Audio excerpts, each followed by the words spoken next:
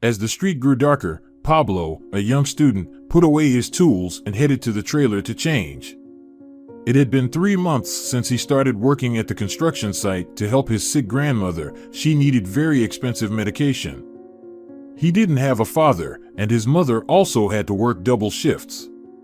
Together, they managed to cover his grandmother's treatment expenses, but they were barely making ends meet. Pablo was very tired because besides work, he was also studying in his 3rd year at university.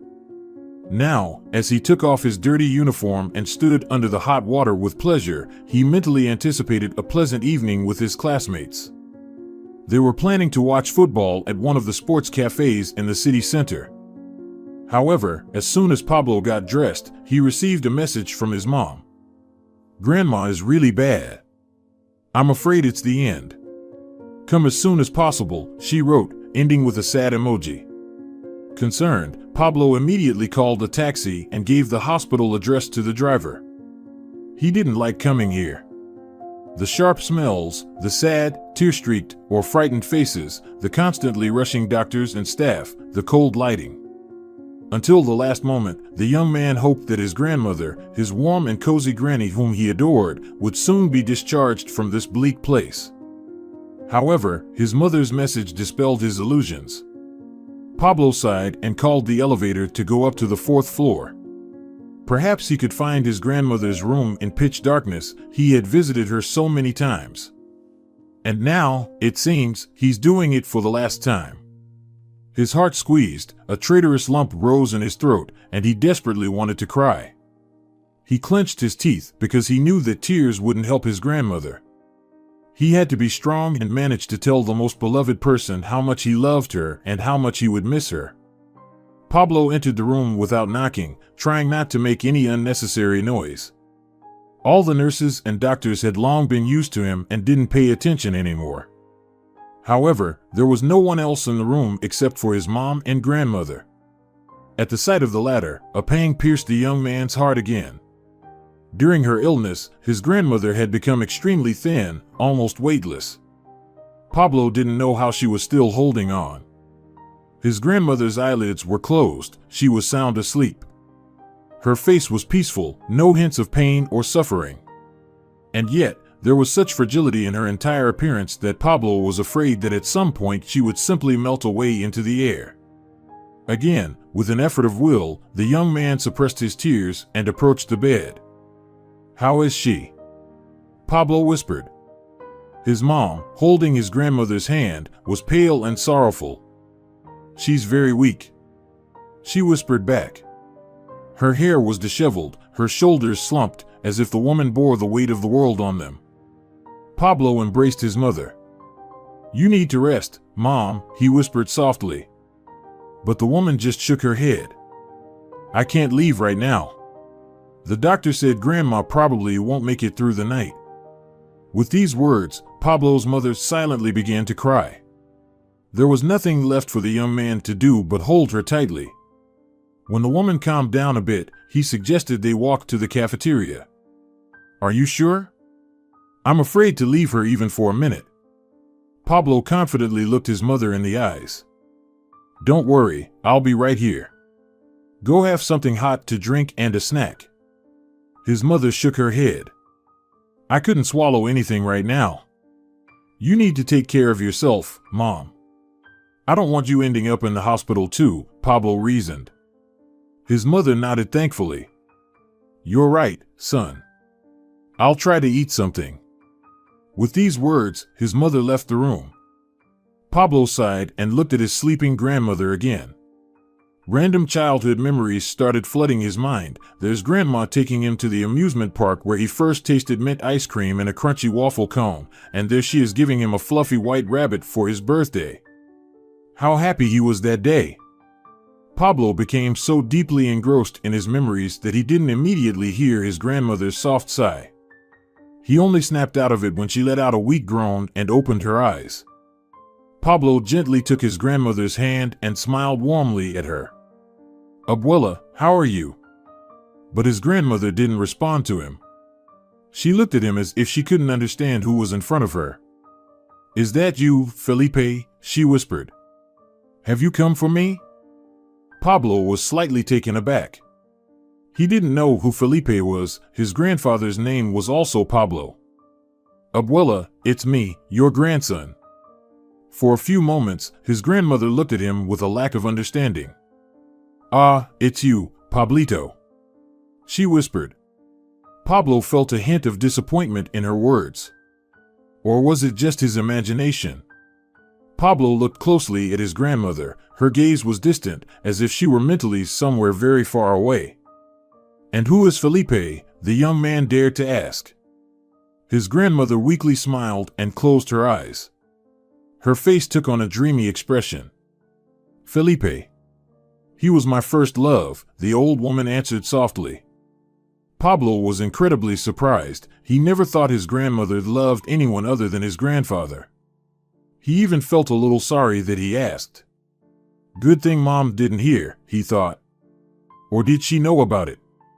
Women are more interested in such matters. Perhaps his grandmother had already told his mother about her life before marriage.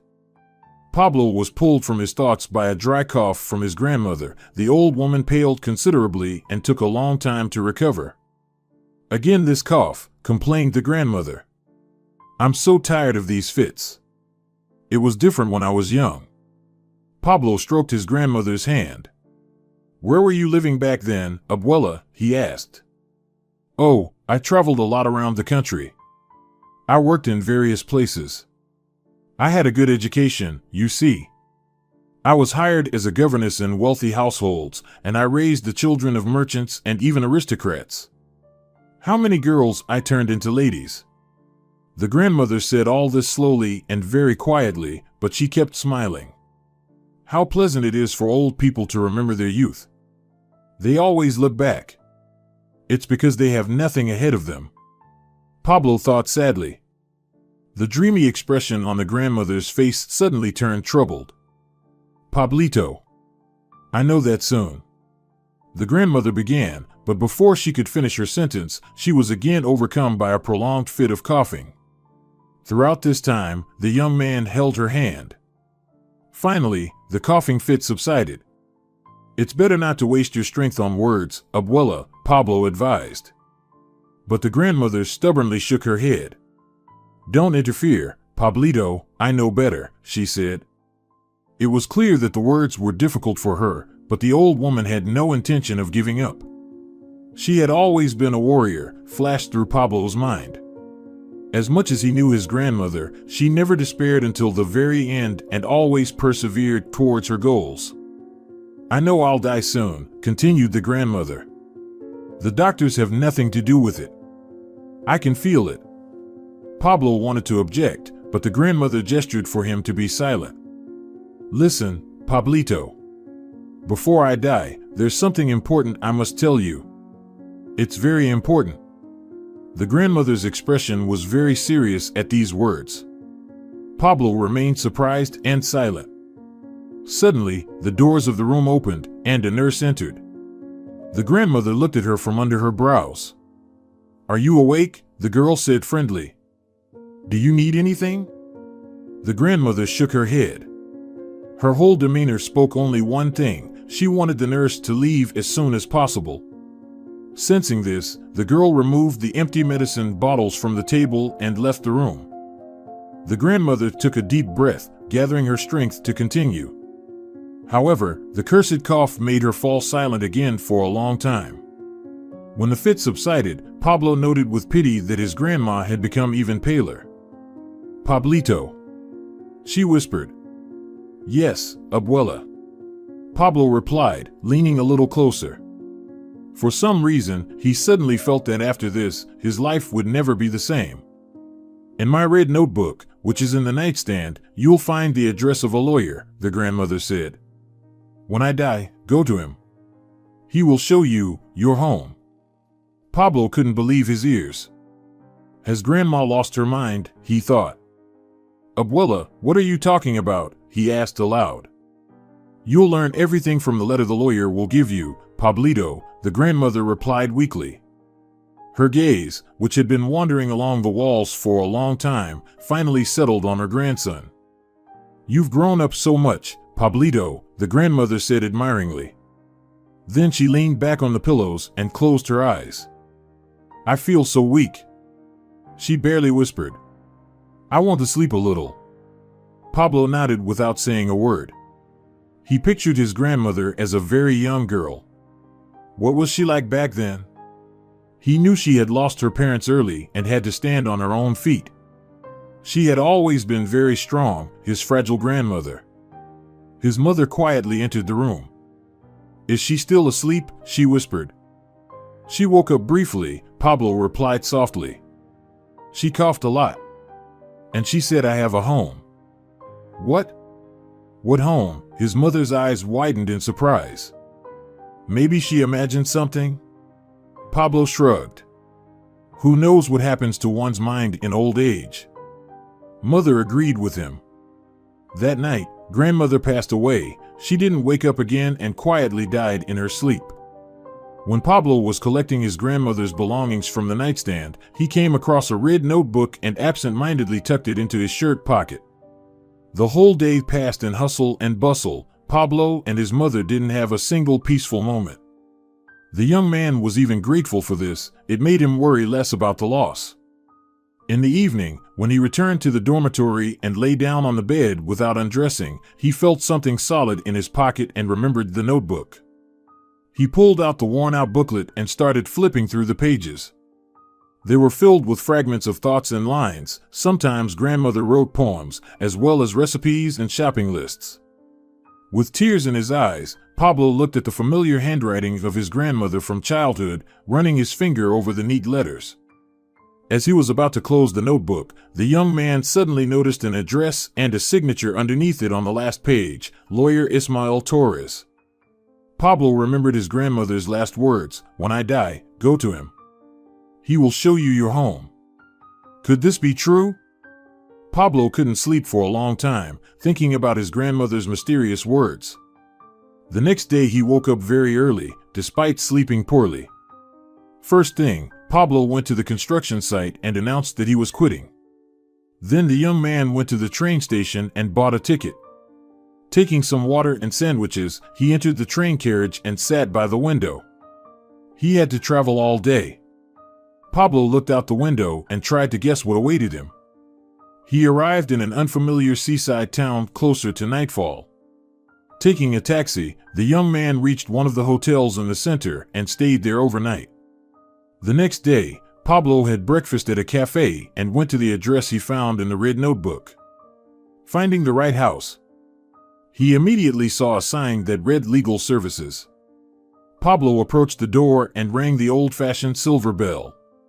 The door opened, and he entered, finding himself in a cozy hallway in front of the reception desk. How can I help you? Asked a charming girl, adjusting a light strand of hair that had fallen out of place. Sophia, her badge read. Pablo was slightly taken aback. He really liked the girl. Then he gathered his thoughts and said, I need to speak to a lawyer named Ismael Torres. Can I do that now? Sophia glanced at the computer monitor, typed something on the keyboard. He's currently with a client, but you can meet with Mr. Torres in about 15 minutes. Would you mind waiting a bit? She replied, once again raising her blue eyes to him. Pablo melted completely and, silently nodding, sat down on the bright leather couch. Maybe I should ask her for her phone number? Pablo thought to himself. Then he shook his head mentally. First things first, he needed to get the business done, then he could think about dates.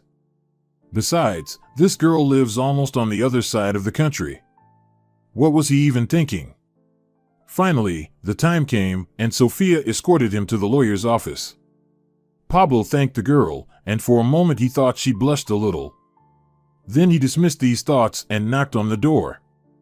Come in, came the invitation from behind the door. Pablo opened the door and found himself in a spacious office. Behind a large desk made of light wood sat a gray-haired old man. He looked at least 80, but the clear gaze of his eyes and the confidence with which he stood up to greet the client revealed strength and energy in him. Probably all thanks to the sea air.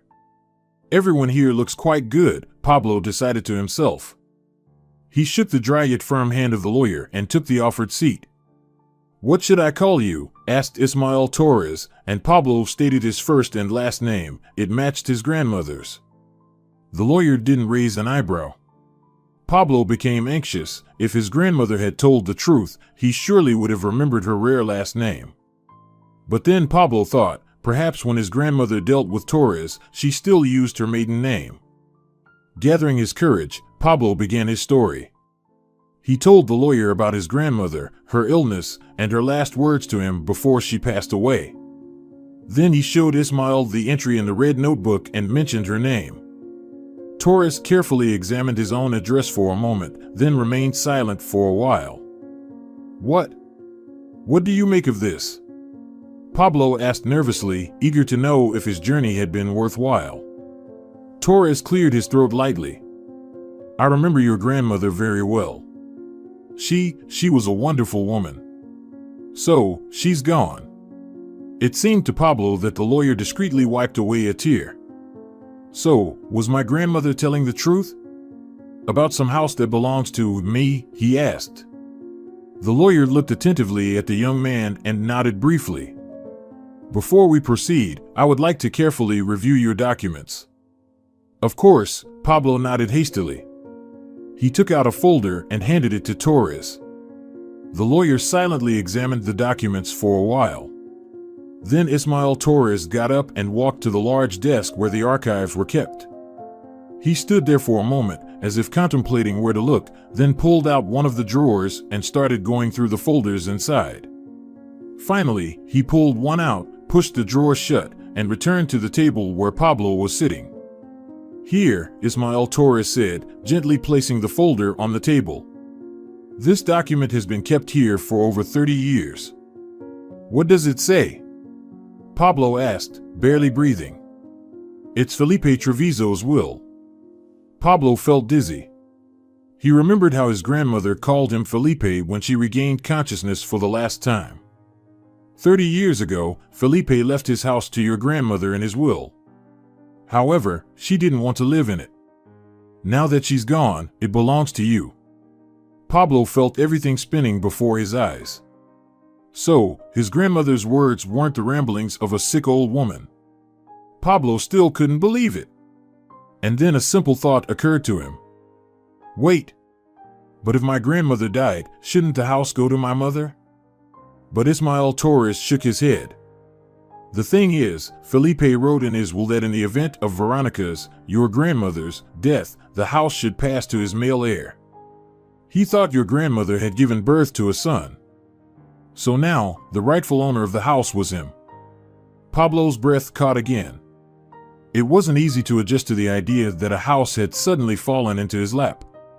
Seeing his bewilderment, Ismael Torres opened the will folder again and took out a yellowed envelope. Before we proceed with the paperwork, read this letter. It was written to you by your grandmother. Pablo took the envelope with trembling hands. The lawyer stood up from the table and, apologizing, said he would step out for a moment to grab a coffee. The young man understood that he was simply tactfully leaving him alone with himself and mentally thanked the old man. When Torres left, Pablo opened the envelope and pulled out several folded, yellowed sheets of paper. He unfolded it and began to read. Dear Pablito, it's me, Veronica, your grandmother. I'm sorry I never told you this story while I was alive. But now the time has come, and I hope you're ready to hear it. When I was 22 years old, I got a job as a governess in one of the wealthiest mansions on the coast. The house stood on the slope of a mountain, and almost every window had a view of the sea. I couldn't be happier. You know how much I love the sea. Moreover, there was a huge old garden in the house, where large walnut trees grew, fuchsias and orchids bloomed. I was enchanted by both the garden and the house, and my cozy room on the ground floor, where the most wonderful scents from the garden wafted in. My pupil was little Marisol, a wonderful 8-year-old girl. We studied French and Italian, conducted experiments, collected petals and leaves to dry them between the pages of books. We ran to swim at the wild beach, collected seashells, and built forts out of pebbles. We sewed dresses and staged plays. Marisol loved playing the piano, and we would make music together for 3 or 4 hours at a time. Our life was full of little discoveries and great happiness. Marisol's family treated me with great respect and kindness, and I began to feel like I always belonged in that place. Sometimes before falling asleep, I imagined myself as Marisol's older sister. It calmed me so much that I slept the most peaceful sleep. The only thing that occasionally bothered me were the strange sensations I sometimes felt in the garden. It seemed to me that someone was watching me. I looked around but didn't see anyone. Only once did I notice a slight fluttering of tulle at the window on the 3rd floor. However, I knew that floor was uninhabited. Marisol's parents and the girl herself lived on the 2nd floor. So I decided it was just the wind. However, very soon I learned that I was mistaken. It was a typical noon. Marisol and I were running around the garden, playing tag. Then the girl suggested playing hide and seek. She said she would hide, and I had to find her. I agreed and, closing my eyes, counted to 100. Then I went in search of the girl. I knew she liked to hide in a large hollow in one of the trees, so I didn't hurry too much so that the game wouldn't end too quickly. I walked along the path that circled the house, pretending to look for Marisol, when suddenly I noticed something strange. A white envelope was descending on a thin string from above. I looked up but saw no one. The envelope was right next to me, and I took it in my hands. The string fell nearby. I began to examine the envelope and was surprised to see my name on it. Señorita Veronica, read the neat letters. I lifted my head again, trying to understand where this mysterious message came from, but once again noticed nothing unusual. All the windows were closed. I reread the inscription and, remembering that Marisol was waiting for me to find her, folded the envelope and tucked it into the pocket of my dress. We played in the garden for a while longer, then we were called in for lunch. After lunch, Marisol usually rested in the nursery, leaving me with some free time. I retreated to my room, threw myself onto the bed, and pulled out the envelope. Burning with impatience, I opened it. Inside was a folded sheet of pristine white paper with a beautiful golden pattern along the edge. I unfolded it. The sheet was written in the same beautiful handwriting as my name. I began to read. Here's what the letter said. Dear Veronica, it's been 3 months since you appeared in this house, and every day it has become a little brighter because of you. You seem to have lit the sun in the sky. That's how I feel your presence in my life. You are the most beautiful flower I've ever seen in our garden. You are charming and unique. Forgive my recklessness, but I could no longer contain my impulse and decided to write to you. You have no idea of my existence, nor do you need to know who I am. I just want you to realize what a miracle you create for me every day. I wish for you to remain as happy and serene as you are and to bring joy to everyone around you. After finishing reading, I sat motionless for a while, trying to make sense of what had been revealed to me. There is someone else living in this house whom I had no idea about. And they are watching me.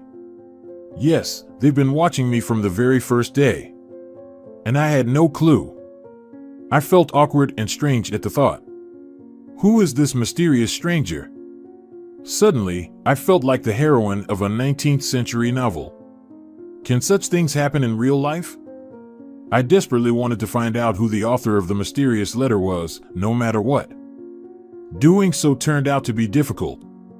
When I showed the letter to Marisol, she just shrugged and shook her head. I've never seen this handwriting before. Mom and Dad write differently. Of course, I didn't dare ask the homeowners about it. Something intuitively held me back. I was terribly afraid of losing my job and my newfound magical life alongside Marisol. After some thought, I asked one of the maids, the modest girl Mia, if anyone else lived in the house besides the homeowner's family and the servants. She looked at me with alarm and immediately averted her gaze. It seems she knows something but won't say, I realized.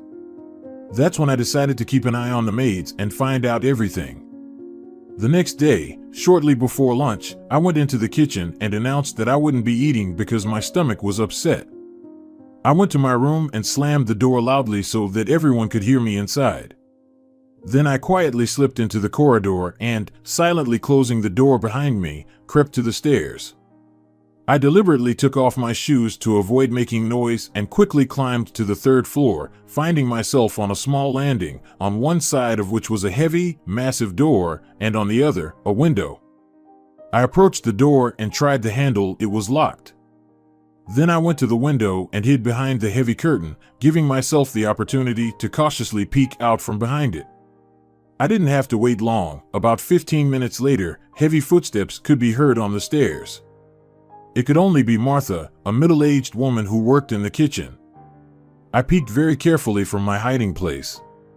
Just as expected, Martha was holding a silver tray with plates of lunch, a glass of juice, and utensils. Martha placed the tray on the table near the door and pulled out a golden key from her apron. Suddenly, my nose started itching unbearably. Apparently, some dust got into it. I hid behind the curtain and, unable to resist, sneezed, trying to do it quietly. I heard Martha start turning the key in the door, but then stop. Apparently, she had heard some noise. I held my breath. I really didn't want Martha to discover me. However, the woman seemed to think she had imagined it. I heard the door creak. I cautiously peeked out from behind the curtain again, but the door had already closed, hiding Martha and the tray from me. Deciding not to tempt fate any longer, I quietly slipped out from behind the curtain and dashed downstairs. Finding myself in my room, I caught my breath, feeling safe. Despite learning very little, I felt like a victor. Now I knew the third floor was inhabited, and that's where the mysterious stranger who wrote me the letter lived. My imagination was already painting romantic pictures, inventing 100 scenarios, what he looked like and why he stayed locked away like a true recluse. In the end, I decided to write a reply. Here's what I came up with. Dear stranger, thank you for all the compliments you bestowed upon me. I'm very flattered. I would like to know more about you. What is your name? And why do you never leave your room? When everyone had gone to sleep, I went back up to the third floor. I sealed the letter in an envelope and now slid it into the gap between the heavy locked door and the floor. Satisfied with my deed, I returned to my room, where only then did a troubling thought occur to me. What if someone among the servants finds my message? I didn't leave a signature. Would they guess that I wrote the letter?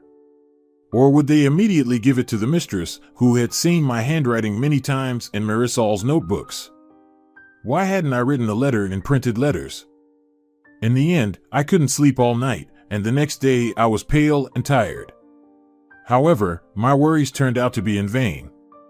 When Marisol and I were walking in the garden, and the girl was running between the trees in search of squirrels, a letter fell into my hands again. I instantly looked up and managed to catch a glimpse of a hand quickly closing the window shutter. As before, I hid the letter in the pocket of my dress, and Marisol and I played in the garden until lunchtime.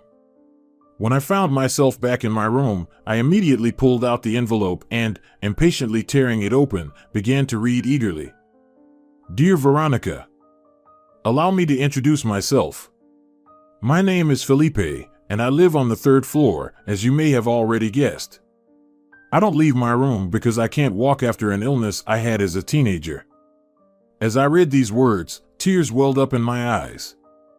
I decided to become a recluse because I couldn't accept the change that happened to me. I still remember the feeling of grass under my bare feet, the smooth pebbles of the beach, and the gentle warm waves of the sea. Unfortunately, I lost all of that and now live my life reading books and studying sciences. Besides, I love calligraphy and watercolor.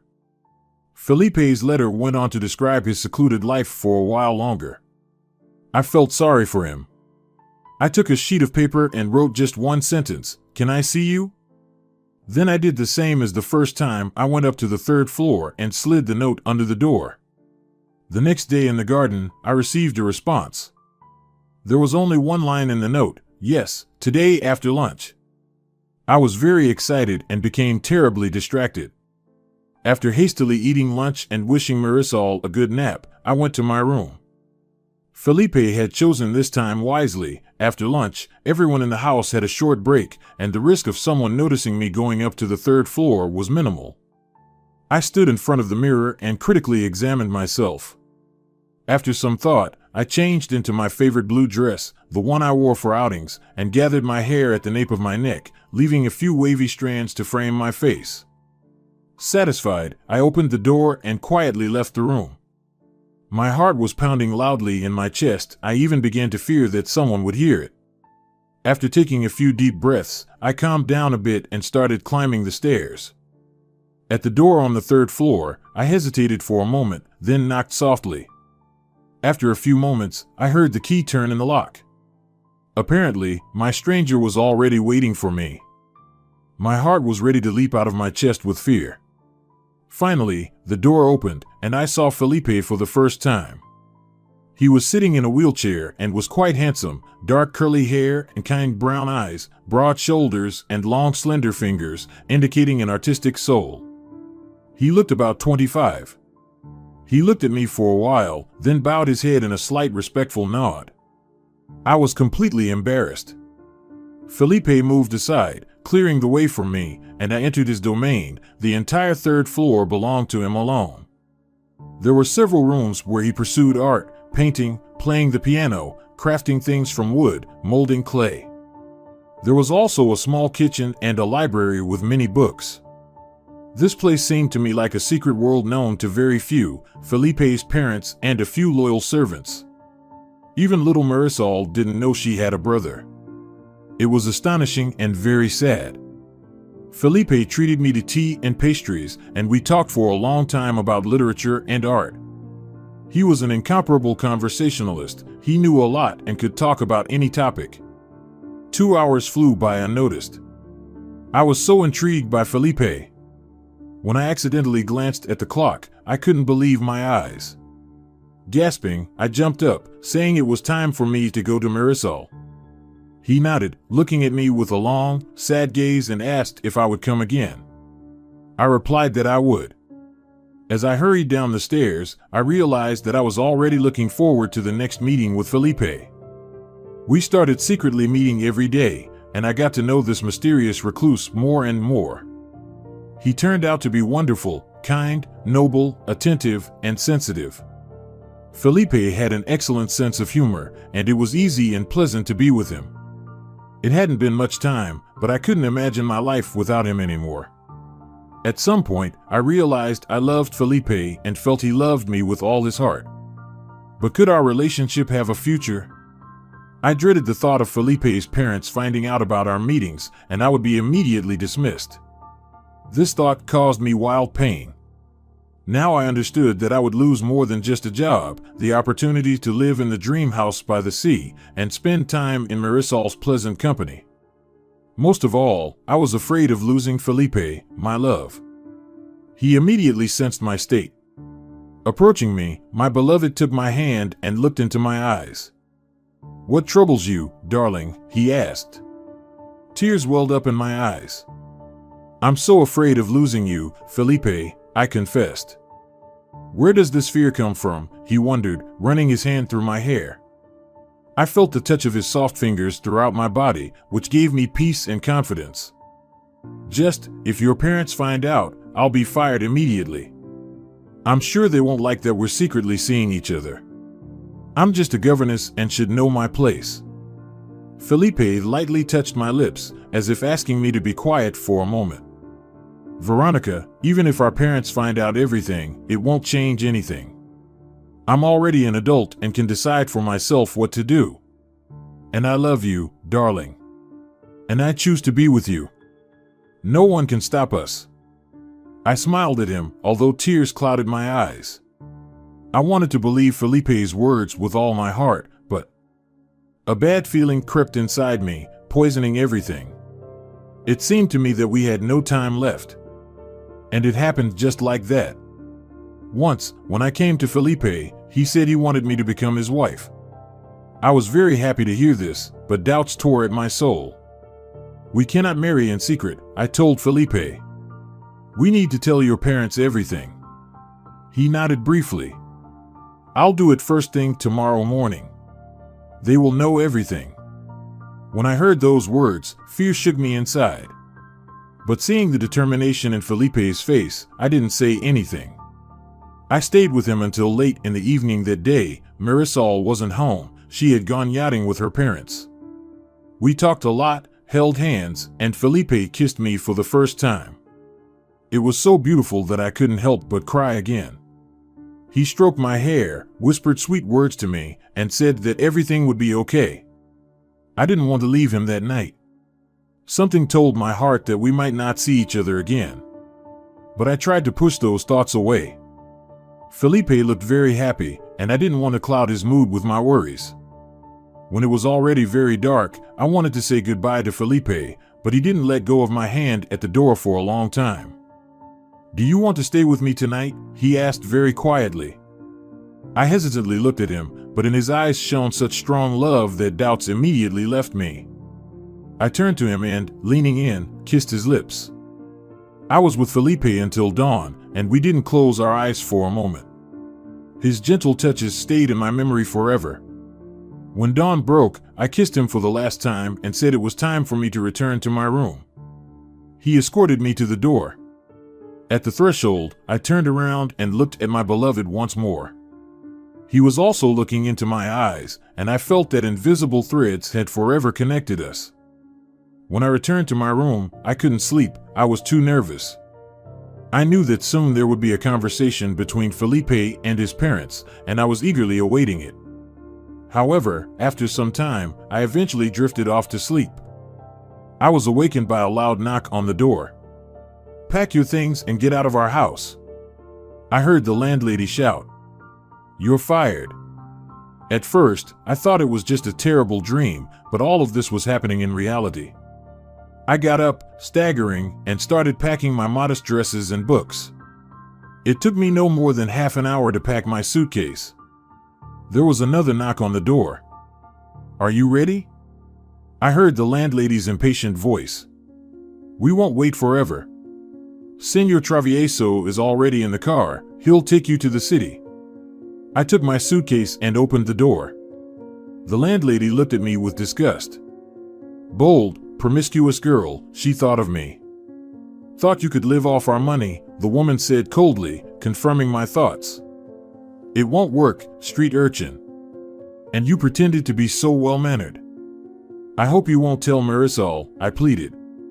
The woman gave me an angry look. "Don't you dare even mention her name with your filthy mouth," she almost shrieked. Blushing, I cast my eyes down. We didn't speak anymore. I silently walked to the exit of the house and sat in the back seat of the landlord's car. He didn't say a word to me either, just drove me to the city and dropped me off at the station. I stood in the middle of the square, pale, bewildered, lonely. I managed to find a decent room in the city center, which I rented for a few days. I was sure that Felipe would come to the city and look for me, so every day I went out and walked around the center near the station. I thought it would make it easier for him to find me. But each time I returned home alone, I never met Felipe. I was desperate, not knowing what to do or how to proceed. The days blurred together like raindrops. I missed Felipe terribly, Marisol, and the home that seemed so beautiful to me. And then I found out that I was pregnant, and I would have a child. Felipe's child. I cried for a long time, not knowing what to do. My savings were rapidly dwindling.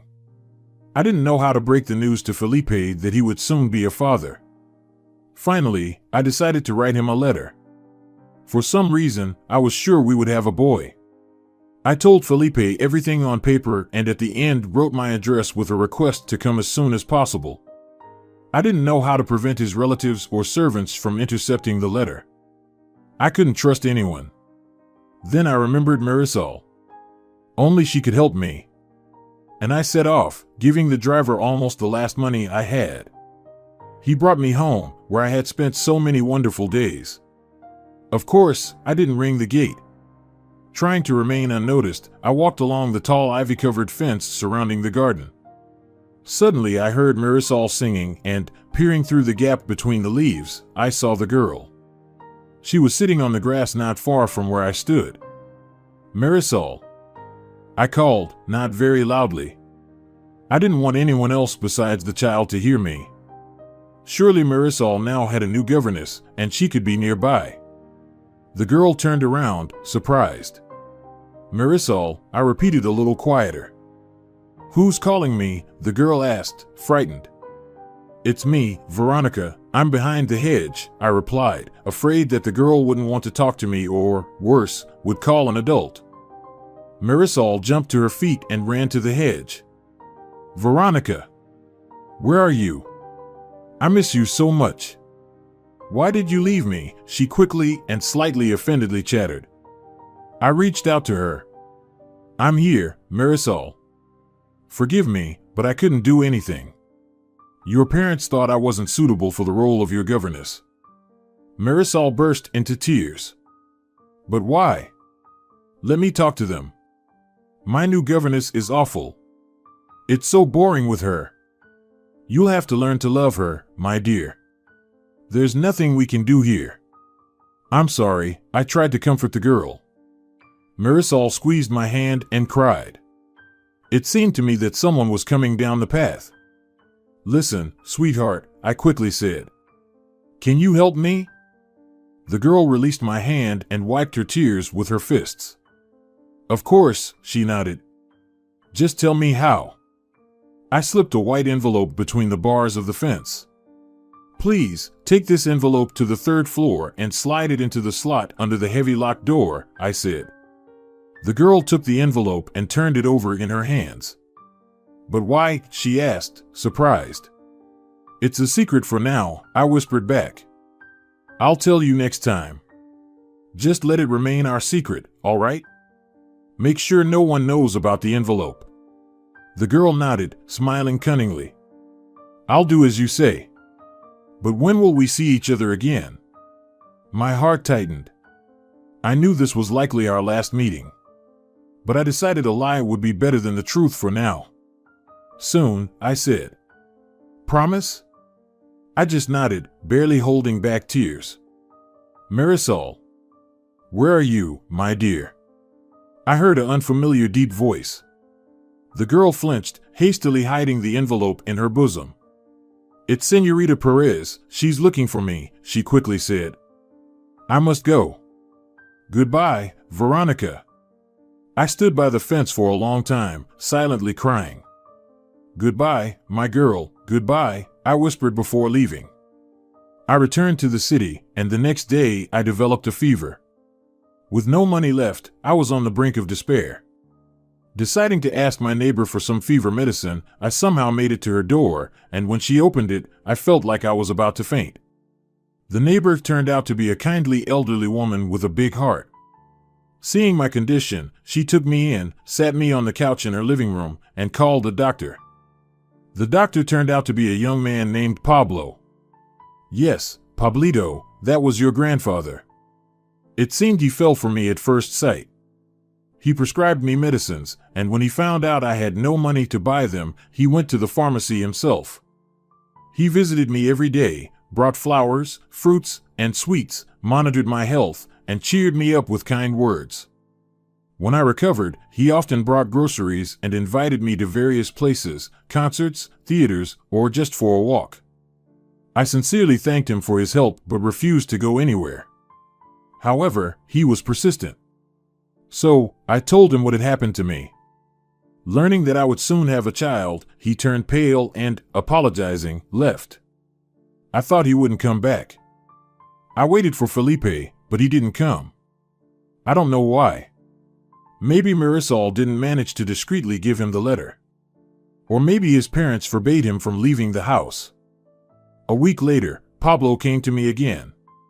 In his hands, he held a large bouquet of roses. He knelt down and proposed to me.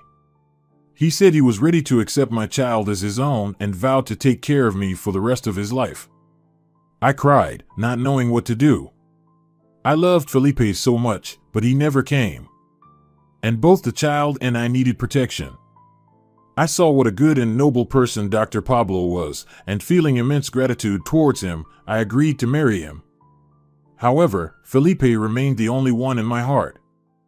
Dear Pablito, now you know the story of my first love, and I hope you won't judge me. Pablo finished reading and sat still for a while. Then he stood up and walked to the window, where swallows were flying. He didn't hear Ismael Torres return to the office. "I see you've already read the letter," he said quietly. Pablo turned away from the window and nodded. "Felipe Treviso died when your mother was 12 years old. His parents died in a car accident 5 years before that. Marisol was married and gone from home by then. Felipe left the house to your grandmother in his will. We struggled to find her address and sent her a letter. She came here. It was our only meeting, but honestly, your grandmother is hard to forget. She had a special charm and fragility. Did she refuse the inheritance? She said she couldn't live in the house where everything reminded her of Felipe. She didn't want to sell it either. So all this time, the house was waiting for you." Pablo nodded and shook the lawyer's hand. "I thank you for everything you've done for me. Now I know a little more about my grandmother's life, and it means a lot to me. Can we meet tomorrow to discuss the details related to the house? Today, I'd like to be alone for a while." Ismael Torres nodded and escorted Pablo to the door. The young man said goodbye to Sofia, left the building, and walked to the sea. He wandered along the shore for a long time, listening to the cries of seagulls and the rustle of pebbles under his feet. "Abuela, my dear," he murmured. "You kept the secret of your first love for so long, but I thank you for finally deciding to share it with me." Pablo noticed a pink and white heart-shaped pebble at his feet. He picked it up and threw it into the sea. Dear viewers, if you enjoyed the story, please support the video by liking it and leaving a comment. Thank you very much.